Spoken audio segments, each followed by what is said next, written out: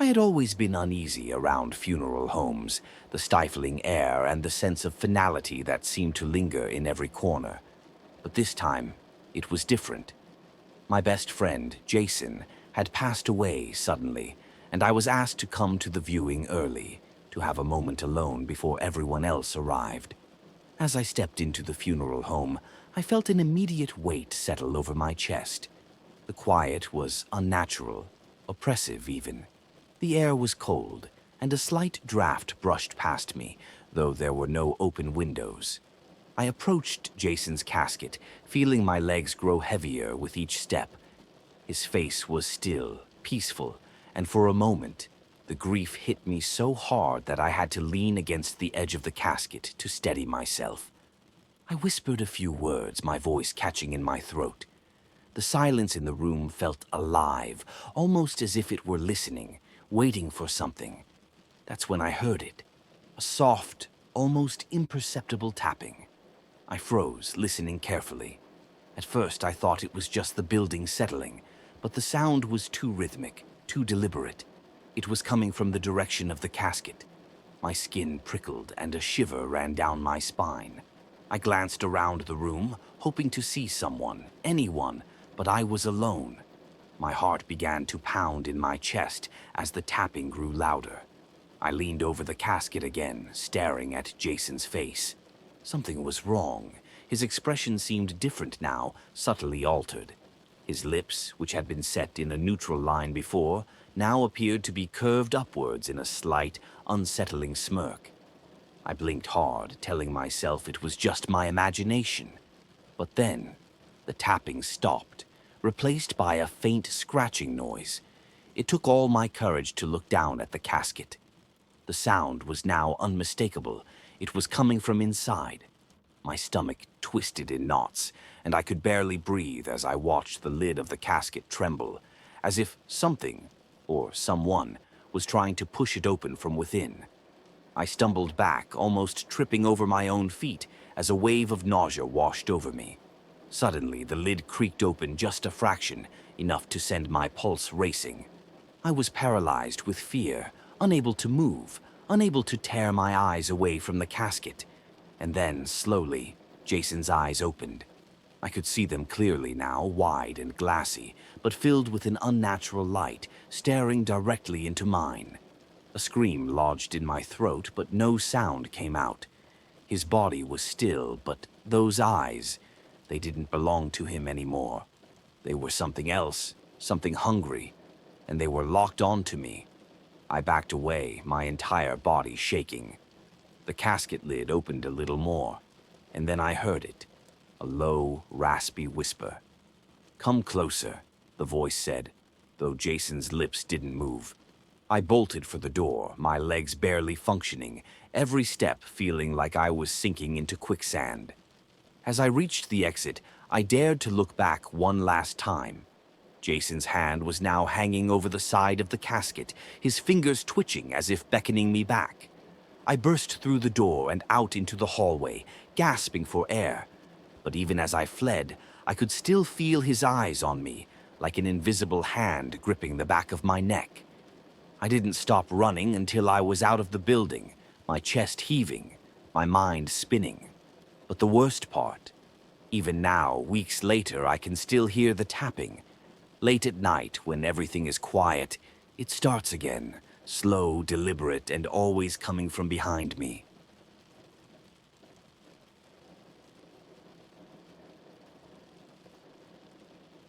It was just supposed to be another quiet night shift at the funeral home. I'd been working there for about 6 months, and though I had never been particularly fond of the job, it paid well, and the solitude didn't bother me. Until that night. The night that made me question everything I thought I knew about life and death. The night started out as uneventful as any other. I had just finished preparing the body of a middle-aged woman who had died suddenly in her sleep. She was laid out in the viewing room, peaceful and serene. I couldn't shake the feeling, though, that there was something off about her. Her eyes were closed, but there was a faint crease between her brows, as if she had been frowning just before she passed.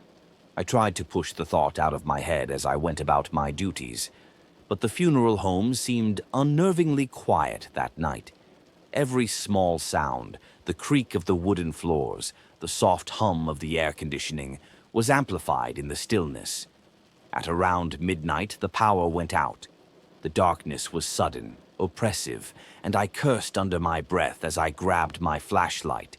The weak beam of the flashlight did little to calm my nerves as I made my way to the breaker room. As I passed the viewing room where the woman lay, a cold gust of air hit me, and I heard it. A voice. It was faint, almost like a whisper, but unmistakable. I froze, straining to listen. "Help me." The sound sent a jolt of fear through me. My heart began to race as I shone the flashlight into the viewing room.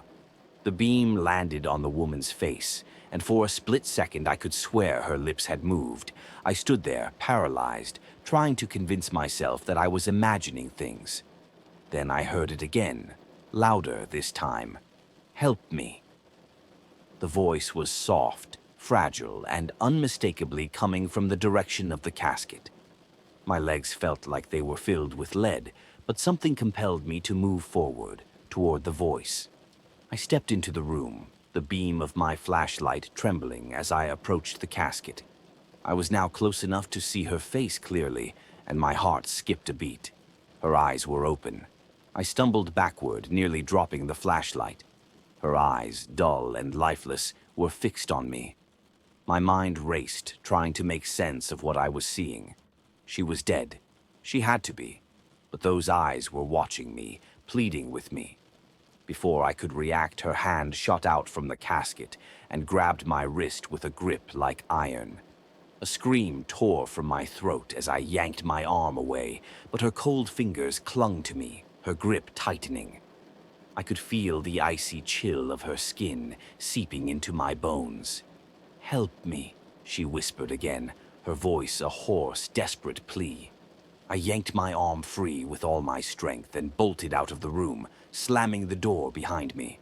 My heart pounded in my chest, my breath coming in ragged gasps. But even as I stood there, trembling in the hallway, I could still hear her voice, faint but persistent.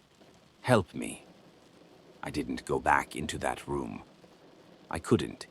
Instead, I waited until dawn, sitting in the office, clutching the flashlight like a lifeline. When the morning crew arrived, I quit on the spot and left without looking back. But even now, when the world is quiet and I'm alone in my room, I can still hear her whisper. And every time, I feel her cold fingers on my skin, pulling me back into that nightmare.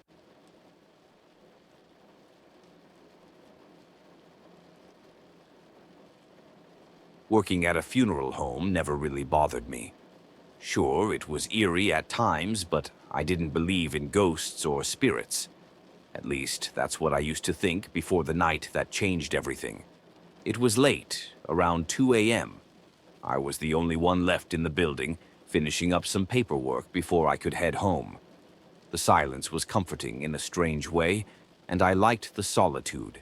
I got up from my desk to stretch my legs, deciding to take a quick walk around the building. The funeral home was old, and the hallways were long and narrow, with dim lights casting eerie shadows. As I turned a corner, I saw something out of the corner of my eye, just a flicker of movement. I stopped, my heart skipping a beat. I stood still for a moment, scanning the hallway, but nothing seemed out of place. I shrugged it off, convincing myself it was just my imagination. But then I saw him. A man standing at the far end of the hallway, dressed in a black suit. His face was in shadow, but I could see his eyes, cold and unblinking. My stomach twisted into knots as I realized I wasn't supposed to be alone in the building. I swallowed hard and called out, "Hello? Can I help you?" My voice echoed unnaturally through the empty hall, but the man didn't move. He just stood there, staring at me. I took a step forward, my pulse quickening. But before I could move any closer, the lights flickered. When they came back on, the man was gone. I froze, my mind racing. I knew there was no way he could have moved that quickly. There were no doors or exits nearby. I walked slowly toward the end of the hall, my heart hammering in my chest, but the hallway was empty.